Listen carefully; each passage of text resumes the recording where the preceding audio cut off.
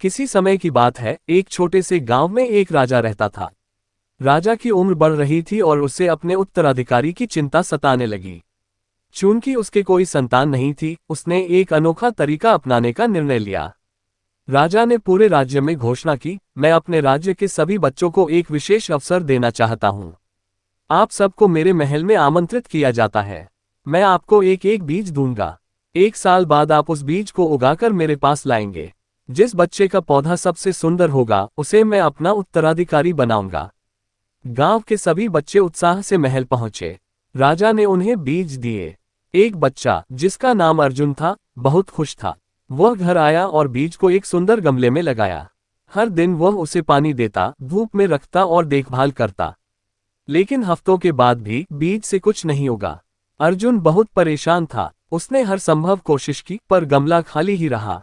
दूसरी ओर बाकी बच्चे अपने अपने पौधों की बढ़ती हरियाली और फूलों को देखकर उत्साहित थे। 1 साल बाद सभी बच्चे राजा के पास अपने अपने पौधे लेकर पहुंचे। किसी के पौधे में रंग बिरंगे फूल थे तो किसी के पौधे पर फल। लेकिन अर्जुन का गमला खाली था। वह शर्मिंदा था, पर राजा के सामने खाली गमला लेकर पहुंचा। राजा ने सभी बच्चों के पौधों को ध्यान से देखा और फिर अर्जुन को अपने पास बुलाया। राजा ने मुस्कुराते हुए कहा, मैं तुम्हें अपने राज्य का उत्तराधिकारी घोषित करता हूं। सभी बच्चे और लोग हैरान हो गए।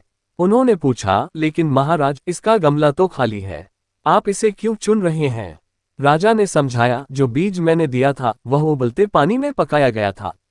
उससे कुछ भी नहीं उग सकता था। जो बच्चे यहाँ पौधे लाए हैं, उन्होंने किसी और बीज का इस्तेमाल किया। लेकिन अर्जुन ने सच्चाई और ईमानदारी दिखाई। यही वह गुण है जो एक राजा में होना चाहिए। इस तरह अर्जुन, जो सच बोलने से नहीं डरा, राजा बन गया और राज्य में न्याय और ईमानदारी का प्रतीक बन गया। सीख: ईमानदारी और सच्चाई हमेशा विजयी होती है।